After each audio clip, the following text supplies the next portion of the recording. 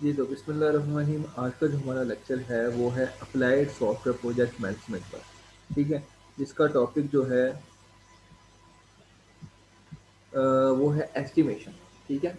Applied software project management estimation, ठीक है? अब यहाँ पर हो क्या रहा है, एस्टिमेशन लगाई जाएगी, ठीक है? पहले हमने क्या पढ़ा था, प्रोजेक्ट स्कोप डॉक्यूमेंट पढ़ा या प्रोजेक्ट स्कोप मैनेजमेंट प्लान पढ़ा। लास्ट टाइम हमने पूरा वो कंप्लीट कर लिया था। मैंने उसका जो लेक्चर था वीडियो बना के मैंने वो भी अपलोड कर दिया हुआ है यूट्यूब पे, आप वो देख सकते हो। मैं वो अपलोड करके दे दिया है, अपलोड हो चुका हुआ है वो। और इसके अलावा अ, आज का जो हमारा लेक्चर है वो है एस्टिमेशन का, कि आपने जब प्रोजेक्ट बनाना है या प्रोजेक्ट कोई भी आपके पास आता है तो आपने एस्टिमेट करना है कि भाई कितना कॉस्ट आएगा उस पर, या क्या सीन है। तो हमने कुछ एस्टिमेशन टेक्निक्स पहले पढ़ ली हुई हैं, ठीक है? होपफुली मैं आपको इस वीक या इससे थोड़ा नेक्स्ट वीक आपको एक असाइनमेंट दूंगा, ठीक है? जिसमें एस्टिमेशन के रिलेटेड कुछ न्यूमेरिकल्स हो सकते हैं, तो वो हैं। और कुछ एस्टिमेशन टेक्निक्स मज़ीद भी हम थोड़े पढ़ेंगे जो मैथमेटिकल हैं, ठीक है? तो आज भी हमने एस्टिमेशन टेक्निक्स के बारे में ही पढ़ना है कि हम किस तरह से अपने प्रोजेक्ट को एस्टिमेट करेंगे, ठीक है? तो सबसे पहले एस्टिमेट होता क्या है, ठीक है? हमें ये जानना है कि एस्टिमेशन क्या चीज़ है, हम कैसे एस्टिमेशन लगाएंगे, क्या एस्टिमेशन से मुराद क्या है, what we can know about estimation. तो व्हाट इज एस्टिमेशन, ठीक है? The project manager must set expectations about the time required to complete the software among the stakeholders, the team, and the organization for the management. तो क्या है ये estimation? Estimation ये है कि वो प्रोजेक्ट मैनेजर की, वो प्रोजेक्ट मैनेजर जो है ना वो कुछ एक्सपेक्टेशन सेट कर देता है कि भाई इतना टाइम जो है मुझे वो इस सॉफ्टवेयर को बनाने में लग जाता है। इन स्टेक होल्डर्स के साथ, प्लान टीम मेंबर्स के साथ, इस ऑर्गेनाइजेशन मैनेजमेंट के साथ मुझे इतना टाइम लगेगा इस सॉफ्टवेयर को कंप्लीट करने में, उसको हम एस्टिमेशन कह रहे हैं। कि जो फिजिकल उसके पास रिसोर्सेज अवेलेबल हैं, ठीक है, उनको सामने रखते हुए वो एस्टिमेट सेट करता है कि भाई मुझे इतना टाइम लग सकता है अपने सॉफ्टवेयर को इन टीम के साथ, इस प्रोजेक्ट को बनाने में, इस ऑर्गेनाइजेशन मैनेजमेंट के साथ और स्टेक होल्डर के साथ, टीम के साथ मुझे इतना कोई टाइम लग सकता है। ये टाइम रिक्वायरमेंट है बेसिकली, ठीक है? तो ये बस एक एक्सपेक्टेशंस जो हैं वो पहले सेट करता है। तो ये एक्सपेक्टेशन सेट ऐसे ही नहीं हो जाएंगी कि भाई हॉब आएगी तो हॉब में हम देखेंगे कि भाई 10 दिन में प्रोजेक्ट रेडी हो जाएगा या 10 महीनों में रेडी हो जाएगा, ऐसा कुछ नहीं है। ये जो एक्सपेक्टेशंस हैं इनको कैलकुलेट किया जाता है, इनको देखा जाता है कि किस तरह से एक्चुअली इनको कंप्लीट करना है। और प्रोजेक्ट शेड्यूलिंग इसमें काफ़ी ज़्यादा अहम रोल पैदा करता है, ठीक है? या उसका अहम किरदार है, ठीक है? If those expectations are not realistic form from the beginning of the project, the stakeholder will not trust the team और द प्रोजेक्ट मैनेजर। क्या हो रहा है भाई, यहाँ पे कह रहा है कि अगर वो एक्सपेक्टेशन जो है वो रियलिस्टिक बुनियाद पर नहीं है, यानी फर्जी बुनियाद पे ही हमने रखी हुई है, ठीक है? कि फ़र्ज़ करें जी इतना हो जाएगा, फ़र्ज़ करें जी इतना हो जाएगा, फ़र्ज़ करें तो ये हो जाएगा, तो वो हो जाएगा, ऐसा। अगर ये चीज़ हम लेकर चल रहे हैं, या स्टेक हो ये प्रोजेक्ट मैनेजर जो है वो रफ़ एस्टिमेट लगा रहा है कि जी भाई ये रफ़ली एस्टिमेट है ये, तो वो काम जो है ना आपके स्टेक होल्डर्स में कुछ भी नहीं है, वो ज़ीरो है। आपका स्टेक होल्डर समझेगा कि आप इसमें इंटरेस्ट ही नहीं ले रहे, ठीक है? वो आप पे ट्रस्ट नहीं करेगा, ना आपकी टीम पे ट्रस्ट करेगा, ना आप पर ट्रस्ट करेगा शुरू से ही। अगर आप रियलिस्टिक चीज़ों को नहीं लेके जाओगे, आपको डे 1 से ही, जैसे ही आपको प्रोजेक्ट मिलता है, आप डे 1 से ही वर्किंग स्टार्ट कर दो उस पे। आप डे 1 से ही स्टार्ट कर दें उस पर काम करना। यानी कि आप उसके देखें कि आपके पास टीम कितनी है, आपने हायरिंग कितनी करनी है, आपके पास रिक्वायरमेंट कितनी है, आपने प्रॉपर तरीके से सारी चीज़ों को लेकर चलना है, ठीक है? तब आपने ये एक्सपेक्ट करना है कि कब तक, तब आपने एक ड्यू डेट देनी है। और देखा, जब आपने खुद देखा प्रोजेक्ट शेड्यूलिंग के अंदर, जब आप प्रोजेक्ट प्लानिंग करते हो, प्रोजेक्ट प्लानिंग के बाद आपके पास प्रोजेक्ट स्कोप डॉक्यूमेंट आता है, उसके बाद आप क्या नाम है उसको डब्ल्यूबीएस में कन्वर्ट करते हो। डब्ल्यूबीएस के बाद आपके पास कुछ पता चलता है आपको कि आपका प्रोजेक्ट क्या चीज़ है, ठीक है? डब्ल्यूबीएस वर्क ब्रेकडाउन स्ट्रक्चर से आपका गैंट चार्ट बनता है, वहाँ से आपको ये एक्टिविटीज़ बनती हैं। उन एक्टिविटीज़ को कंप्लीट करने के लिए आपका पीडीएम यानी पीडीएसएल डायग्राम बनती है। इसके बाद activity on diagram, activity on arrows, activity on notes, ये डायग्राम बनेगी, क्रिटिकल पाथ बनेगा, बट चार्ट बनेगा, उन एक्टिविटीज की बेस पे फिर आपकी कोई एस्टिमेशन होगी। ये उन एक्सपेक्टेशंस की बात की जा रही है जो एक प्रॉपर तरीके से हम काम कर रहे हैं। ये उन एक्सपेक्टेशंस की बात की जा रही है जो हमें पर्ट चार्ट से मिलेंगे, जो हमें क्रिटिकल पाथ मेथड से मिलेंगे, जो हमें वर्क ब्रेकडाउन स्ट्रक्चर से मिलेंगे। ये उन एक्सपेक्टेशंस की बात की जा रही है। ऐसी एक्सपेक्टेशंस नहीं है कि जो आपको उल्टी सीधी यहाँ पे फर्जी तौर पे आप चीज़ें को लेके चल रहे। ऐसा कुछ नहीं होगा रियल लाइफ में बेटा। रियल लाइफ में जब भी कुछ होगा तो वो ठीक ढंग से एक मुकम्मल तरीके से प्रॉपर तरीके से आपने रूल और स्टैंडर्ड्स को फॉलो करते हुए चलना है। अदरवाइज आपको कोई सीरियस नहीं लेगा फिर। ठीक है, स्टेक होल्डर्स आपसे अपना प्रोजेक्ट भी छीन सकते हैं। क्लियर? तो जाहिर बात है स्टेक होल्डर्स को आपका इंटरेस्ट नजर आएगा, वो आपकी ट्रस्ट करना चाहिए उसको आप पर, उसको आप पर और आपकी टीम पर मुकम्मल एतमाद होना चाहिए। ठीक है कि भाई मैंने ये प्रोजेक्ट किसी सही बंदे के हाथ में दिया, क्योंकि अपना पैसा और टाइम वेस्ट करने का किसी को भी शौक नहीं होता। ठीक है, तो इसलिए ये चीज़ें बहुत ज़रूरी होती हैं। इसमें हम आज एक और टेक्निक के बारे में पढ़ेंगे। ठीक है, वो देखते हैं हम कौन सी टेक्निक है, लेकिन आगे हम कुछ चीज़ों को पहले से रिवाइज भी कर लेते हैं। एलिमेंट्स ऑफ साउंड एस्टिमेट, यानी अच्छी एस्टिमेट के कुछ एलिमेंट्स भी होते हैं हमारे पास। वो कौन से हैं? To generate sound estimate, a project manager must have work breakdown structure. मैंने अभी थोड़ी देर पहले बात की थी, वो ही चीज़ आ गई सामने। वर्क ब्रेकडाउन स्ट्रक्चर होता है। वर्क ब्रेकडाउन स्ट्रक्चर क्या है कि अगर कंप्लीट हो फाइनल प्रोडक्ट आपकी बनती है।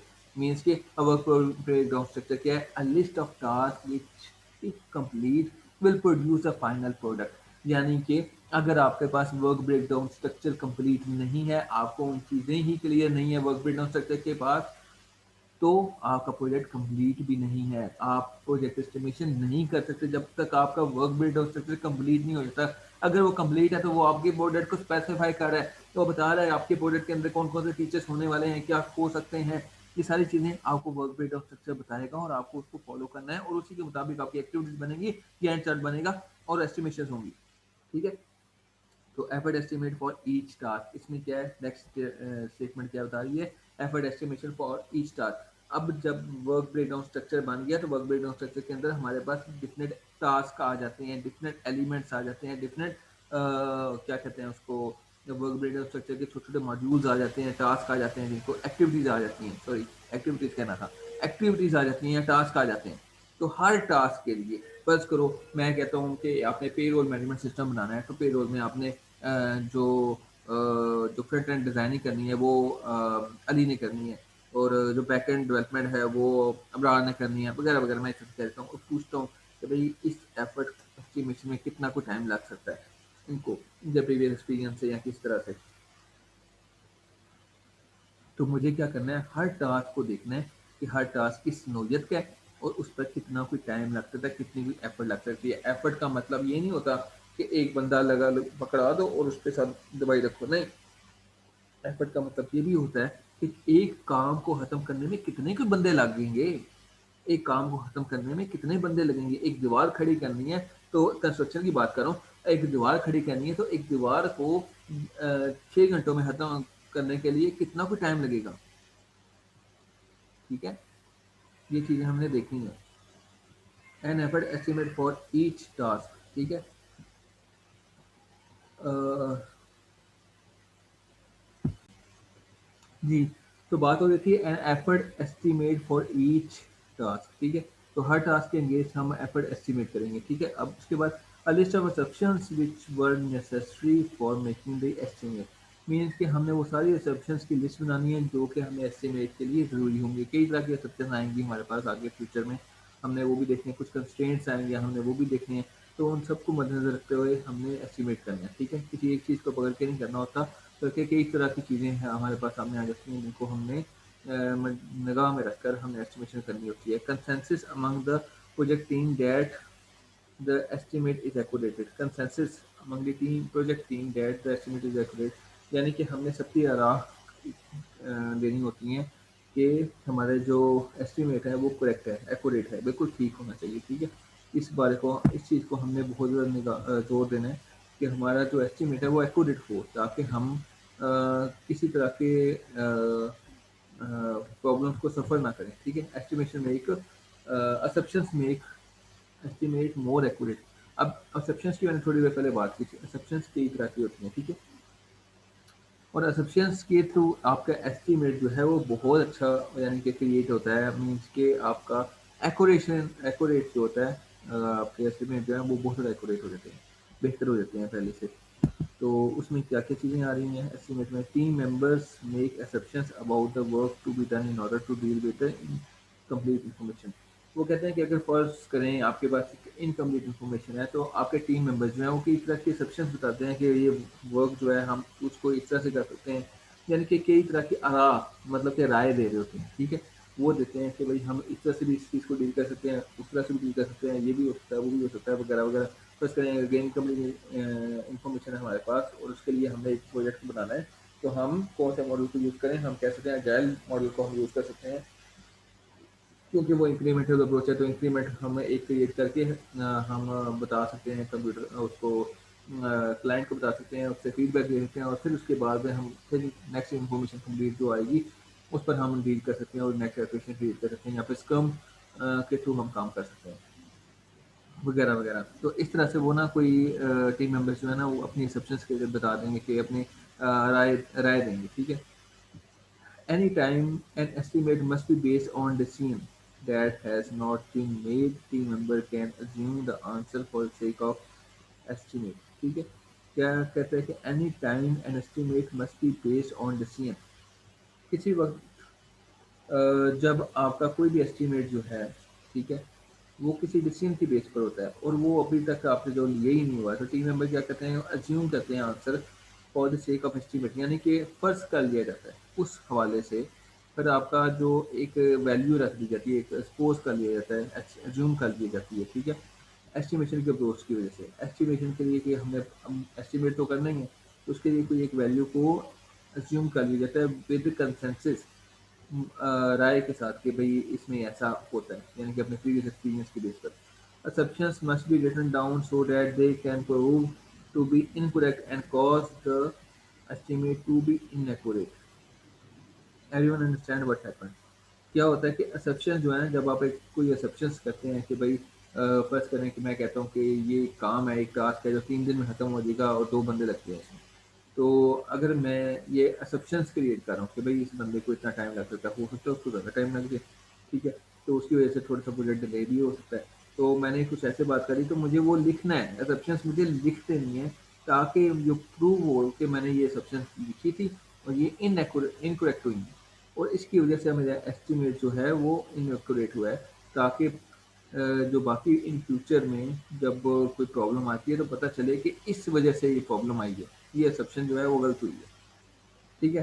क्योंकि जब आप एक प्रोजेक्ट को लेके चल रहे होते हो तो बहुत ज़्यादा प्रॉब्लम्स आ सकती हैं, तो आपके लिए आइडेंटिफाई करना बहुत मुश्किल हो जाएगा कि what was the root cause, main जड़ क्या थी, मसला क्या था, मसले फसाद की जड़ क्या थी, मतलब ये सारा मसला कहाँ पे था।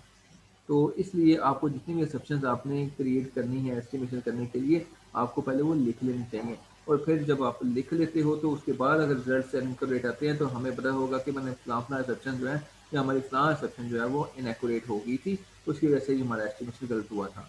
तो अब ऐसे नहीं, ऐसे होगा, एक्सेप्शन को फिर ठीक किया जाता है। Exception brings the team together very early on in the project so that they can make progress on important decisions that they can affect the that will effect the development. वो क्या कहता है, एक्सेप्शन जो है वो आपकी team को इकट्ठा कर देती है बहुत पहले, यानी प्रोजेक्ट से भी बहुत पहले, यानी शुरू यूँ समझने के early in on the early on in the project, यानी कि प्रोजेक्ट के शुरू में ही आपकी पूरी टीम जो है वो इकट्ठे काम करती है एक्सेप्शंस के ऊपर, और वो इत्फाक़ राय से एक्सेप्शंस को क्रिएट करती है कि हम इस यानी कि कोई भी वैल्यू अगर फर्स्ट करें देनी है तो वो इत्फाक़ राय से देंगे, सब मिल के देंगे कि भाई हाँ भी सब जब एग्री हो जाएंगी फिर वो एक्सेप्शन क्रिएट की जाती है। वो इसलिए कि इंपॉर्टेंट डिसीजन जो हैं वो लिए जा सकें जो कि हमारी डेवलपमेंट को इफेक्ट करेंगे, यानी कि प्रोजेक्ट की डेवलपमेंट को इफेक्ट करते हैं, उसकी बेस पर हम कोई इंपॉर्टेंट डिसीजन भी ले सकें, ठीक है। कुछ चीज़ें ऐसी भी होती हैं टेक्निकलिटीज़, जो हमारी जो टेक्निकलिटीज़ होती हैं ना, ख़ास तौर पे इंफॉर्मेशन टेक्नोलॉजी के जो प्रोजेक्ट्स होते हैं उनमें सारी चीज़ें एकदम से आपके सामने नहीं आती, कई तरह की चीज़ें हैं जो बाद में आपको इन बिटवीन आपको प्रोजेक्ट के पता चलती हैं, तो इस वजह से आपको बड़ा मुख्तात रह के काम करना पड़ता है। नेक्स्ट एक अप्रोच है, ठीक है। अब ये क्या है, वाइड बैंड डेल्फी टेक्निक। मैंने क्या ये आपको पहले पढ़ा दी है, वाइड बैंड डेल्फी टेक्निक मेरे से पहले? हेलो, आपसे पूछूं? नहीं पढ़ाई? चलें इसको हम पढ़ लेते हैं, ठीक है। मुझे लग रहा था कि मैंने शायद पढ़ा दी है, लेकिन फिर भी ये पढ़ी है या नहीं पढ़ी, हम फिर से इसको रिवाइज करते हैं, देखते हैं। वाइड बैंड डेल्फी टेक्निक में क्या होता है। बहुत ही मज़ेदार टेक्निक है ये, ठीक है, और बहुत ही ज़्यादा मज़े की इंफॉर्मेशन प्रोवाइड करती है ये भी एस्टिमेशंस के लिए ही यूज़ होती है, ठीक है। तो इस टेक्निक, एक होती है वाइड बैंड और एक होती है वाइड बैंड डेल्फी टेक्निक, ठीक है। तो दोनों में कम ही फ़र्क है, ठीक है, लेकिन फ़र्क है। वाइड बैंड डेल्फी टेक्निक, इसमें क्या होता है, it is a process that team can use to generate an estimate, ठीक है। ये एक ऐसा प्रोसेस है जो कि आपकी टीम जो है वो जनरेट करती है, ठीक है। एस्टिमेट जनरेट करने के लिए टीम जो है वो अप्लाई करती है इस वाइड बैंड डेल्फी टेक्निक को, ठीक है। तो इसके अंदर क्या होता है, the manager chooses an estimation team and gains consensus among their team on the results। क्या होता है इसमें, इसके अंदर ना कुछ मज़ेदार चीज़ें होती हैं। वो कौन कौन सी हैं? Like a project manager chooses an estimation technique. क्या होता है कि प्रोजेक्ट मैनेजर जो है ना, वो पहले तो अपनी टीम को सिलेक्ट करता है कि उसे अपनी टीम में रखना किस किस को है। उसके बाद पूरी की पूरी टीम को इन्वॉल्व करता है एस्टिमेशन के अंदर और किसी रिजल्ट पे पहुंच जाता है, ठीक है।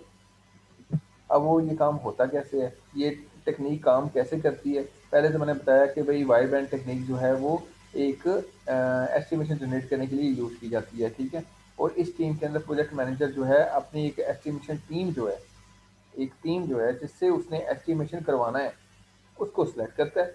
और उसको सिलेक्ट करने के बाद उस टीम के साथ कोलैबोरेशन करके, बातचीत करके, हर एक से उसके राय लेकर एक रिजल्ट तक पहुंच जाता है। दैट्स इट, ठीक है।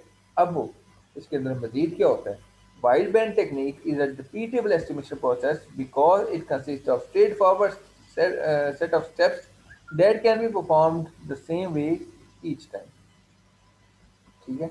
इसमें क्या हो रहा है, वो कह रहा है भाई ये जो वाइड बैंड टेक्निक है ना, ये कोई एक बार टेक्निक नहीं है कि हम एक बार यूज़ करेंगे और वो ख़त्म हो जाएगी, ऐसा नहीं है। ये रिपीटेबल प्रोसेस है, ठीक है। ये रिपीटेबल एस्टिमेशन प्रोसेस है क्योंकि it consist of straight forward set of steps. इसमें क्या होता है कि इसमें कुछ स्ट्रेट फॉरवर्ड स्टेप्स हैं, बल्कि सेट ऑफ स्टेप्स हैं, ठीक है, जो कि एक ही तरह से हर बार आपको अप्लाई करने हैं बार बार। मीन्स के इसमें कुछ सेट ऑफ स्टेप्स हैं जो कि आपकी टीम मेंबर्स ने, या जो आपने एस्टिमेशन टीम मेंबर्स लिए हैं, उन्होंने बार बार परफॉर्म करने हैं, ठीक है। और उनसे वो करवाए जाते हैं, बार बार अप्लाई करवाए जाते हैं, बार बार करवाए जाते हैं, जब तक कि एक अच्छा रिजल्ट नहीं मिल जाता उनको, उस वक्त तक ये प्रोसेस को कंटिन्यू रखते हैं, ठीक है। तो वाइड बैंड टेक्निक जो है एक रिपीटेबल एस्टिमेशन प्रोसेस है because it consist of straight forward set of steps that can perform the same way each time.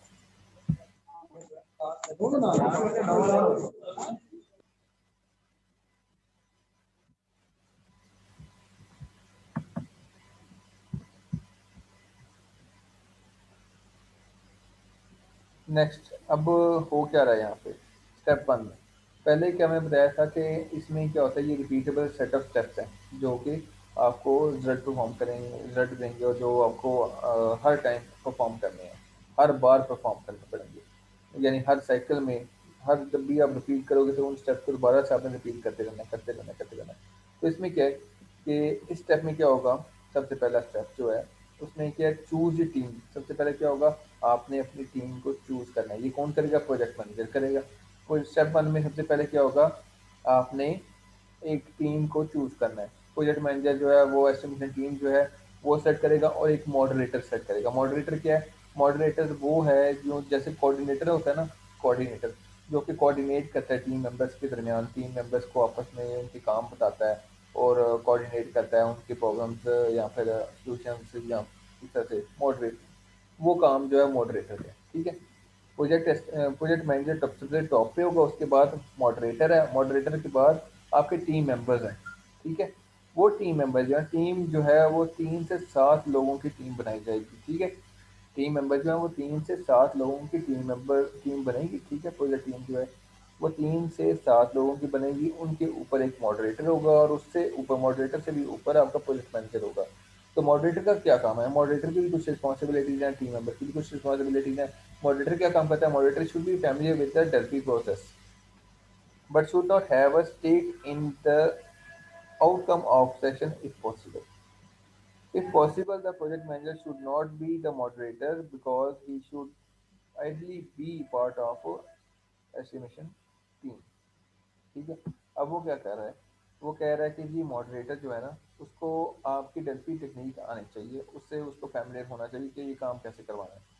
क्योंकि मॉडरेटर जो है वो डेल्फी प्रोसेस के अंदर, वाइल्ड बैंड डेल्फी टेक्निक जो है ना, उसके अंदर एक रोल है, ठीक है।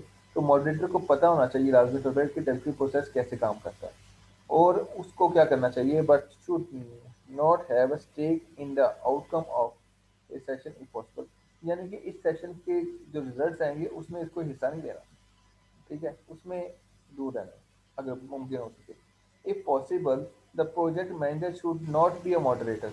अगर मुमकिन हो सके तो आपका जो प्रोजेक्ट मैनेजर है उसको मॉडरेटर नहीं बनना चाहिए। अक्सर ये होता है कि प्रोजेक्ट मैनेजर ही मॉडरेटर का रोल भी अदा कर रहे होते हैं, लेकिन वो कहता है कि ऐसा नहीं होना चाहिए, because he should ideally be part of estimation team. वो कहता है कि प्रोजेक्ट मैनेजर जो है वो भी पार्ट होना चाहिए एस्टिमेशन टीम का। यानी कि अगर ये 3 से 7 लोगों की जो टीम है, इसमें आपका प्रोजेक्ट मैनेजर भी इन्वॉल्व हो और उसके ऊपर आपका मॉडरेटर भी होना चाहिए, ठीक है। डल्फी टेक्निक ये कहती है। इसके बाद क्या हो रहा है? वाइड बैंड डेल्फी प्रोसेस के अंदर स्टेप 2 आ जाता है, kick off meeting. Kick off meetings में क्या होता है? किक ऑफ मीटिंग में होता है the project manager must make sure that each team member understand Delphi process, has read the VNN scope document and any other documentation and is familiar with the project background and needs। Kick off meeting में क्या होता है कि project manager जो है वो इस बात की यकीन दहानी करता है कि हर टीम मेंबर जो है, जो उसकी टीम में है, वो डेल्फी प्रोसेस को जानता हो, उसको पता होना चाहिए कि डेल्फी प्रोसेस कैसे काम करता है, ठीक है। प्रोजेक्ट मैनेजर को ये मेक श्योर करना है, उसको ये यकीन दहानी करनी है कि हर एक बंदे को डेल्फी टेक्निक का पता है और उसको आता है। और इसके अलावा डेल्फी टेक्निक के अंदर ये भी चीज़ आती है कि हर बंदा जो आपकी एस्टिमेशन टेक्निक के अंदर है, उसको आपके प्रोजेक्ट की विजन स्कोप डॉक्यूमेंट का पता होना चाहिए, और जितने भी अदर डॉक्यूमेंट्स हैं वो सारे उसने पढ़ने चाहिए। वो फैमिलियर होना चाहिए कि आपका प्रोजेक्ट है क्या, उसका विजन क्या है, उसका स्कोप क्या है, यानी कि उसकी बाउंड्रीज क्या है, वो कहाँ तक लाया करता है, कहाँ तक नहीं करता। इसके अलावा उसकी जो बाकी डॉक्यूमेंटेशन, जैसे कि प्रोजेक्ट चार्टर हो गया, इंटीग्रेशन हो गया, स्कोप डॉक्यूमेंट हो गया, मैनेजमेंट प्लान हो गया, और WBS हो गया, ये सारे डॉक्यूमेंट जितने भी हैं, ये सारे के सारे उसने पढ़े होने चाहिए, ताकि उसको पता हो कि मैं किस बात पर एस्टिमेशन करने जा रहा हूँ, मैं किस चीज़ पर एस्टिमेशन करना चाहिए, प्रोजेक्ट स्कोप क्या है, इसका विजन क्या है, इसके डॉक्यूमेंट्स क्या कहते हैं, और मुझे अब एस्टिमेशन करनी है तो ये किस नौयत का प्रोजेक्ट है और मुझे किस नौयत की एस्टिमेशन करके देनी है इनको, ठीक है। इस हवाले से उसको इन सारी चीज़ों का पता होना चाहिए। ये चीज़ बहुत ज़रूरी है। अगर किसी बंदे को नहीं पता और वो चुप करके आके बैठा हुआ है एस्टिमेशन टेक्निक के अंदर, तो उसको बाहर निकल जाना चाहिए। उसको पहले चर्चा जाके चीज़ें सारी प्रिपेयर करनी चाहिए, उसके बाद दोबारा आनी चाहिए यहाँ पे, ठीक है। अदरवाइज वो इस टीम का हिस्सा ना ही बने तो बेहतर है। और ये प्रोजेक्ट मैनेजर की रिस्पॉन्सिबिलिटी है कि वो हर एक बंदे को चेक करे और देखे कि अगर किसी को नहीं पता तो वो डेल्फी टेक्निक के बारे में सबको बता दे, और मेक श्योर करे कि सबने ये डॉक्यूमेंट्स पढ़ भी लिए हैं और डेल्फी टेक्निक भी उसको आती है, ठीक है। और इसके अलावा and is familiar with the project background needs, यानी कि उसको, यानी जितने भी प्रोजेक्ट एस्टिमेशन के बंदे हैं वो फैमिलियर होंगे प्रोजेक्ट बैकग्राउंड के बारे में और उसकी नीड्स के बारे में, कि प्रोजेक्ट की बैकग्राउंड क्या है, यानी पहले क्या काम हो रहा था प्रोजेक्ट के ऊपर, या फिर पहले किस तरह से वो काम कर रहे थे, और अब क्या ज़रूरियात हैं जिनकी वजह से हमें एक सॉफ्टवेयर क्रिएट करके देना पड़ रहा है। तो ये सारी बैकग्राउंड जो है ना, ये प्रोजेक्ट एस्टिमेशन के जो बंदे हैं, टीम के बंदे हैं, उन सबको पता होनी चाहिए, ठीक है। और डेल्फी टेक्निक का भी पता होना चाहिए, यानी कि बैकग्राउंड हिस्ट्री पता हो और डेल्फी टेक्निक का भी पता हो, ये दो चीज़ों का पता होना चाहिए कि किक मीटिंग ये कहती है, ठीक है। इसके अलावा किक मीटिंग में दूसरा काम क्या होता है? किक मीटिंग में ये काम होता है कि टीम जो है ब्रेनस्टॉर्म एंड राइट डाउन असर। ब्रेनस्टॉर्मिंग टीम जो है वो ब्रेनस्टॉर्म करता है और राइट डाउन करता है सब्सटेंस को। अब बेटा ब्रेनस्टॉर्म क्या होता है? ब्रेनस्टॉर्म, तो बेटा ब्रेनस्टॉर्मिंग किसे कहते हैं ये मैं आपको बताता हूँ ब्रेनस्टॉर्मिंग को। ठीक है, तो ब्रेनस्टॉर्मिंग होती क्या है कि बेटा आप लोग ना किसी मसले पर सोचते हो। मैं अगर आपको यहाँ पे एक एक्टिविटी देता हूँ कि बेटा आप एक काम असाइन कर देता हूँ, लाइक मैं आपको कहता हूँ कि बेटा आपने एक इवेंट ऑर्गेनाइज करना है, तो उसके लिए आप कौन कौन से स्टेप्स को फॉलो करोगे। तो अभी मैं अगर आपको कहता हूँ कि भैया आपने एक इवेंट ऑर्गेनाइज करना है, लाइक मैं एक कंपटीशन करवाना चाह रहा हूँ, ठीक है, प्रोग्रामिंग कंपटीशन करवाना चाह रहा हूँ। तो इसके लिए आपको क्या क्या स्टेप्स करने पड़ेंगे अगर सोच के मुझे बताओ। तो आप क्या करते हो, आप सोचोगे उस बारे में कि भाई मुझे क्या करना है, अगर मैं प्रोजेक्ट मैनेजर हूँ तो मुझे क्या क्या करना पड़ सकता है। मुझे टीम चाहिए, मुझे कोऑर्डिनेटर चाहिए, मुझे रिसोर्सेज चाहिए, ये होना चाहिए वो होना चाहिए, यानी कि आप सोचना शुरू करोगे। इसको बोलते हैं ब्रेनस्टॉर्मिंग। आप सोचोगे, फाइंड आउट करोगे आंसर्स को, फाइंड आउट करोगे सॉल्यूशंस को, प्रॉब्लम टू सॉल्यूशंस को फाइंड आउट करोगे, उनमें से बेस्ट सॉल्यूशंस को फाइंड आउट करोगे, जो आपके पास बेस्ट वे है और आसान तरीका है जिसमें कम से कम रिसोर्सेज यूज़ हो रहे हैं, वो चीज़ें आप फाइंड आउट करोगे और उस पर काम करना स्टार्ट करोगे।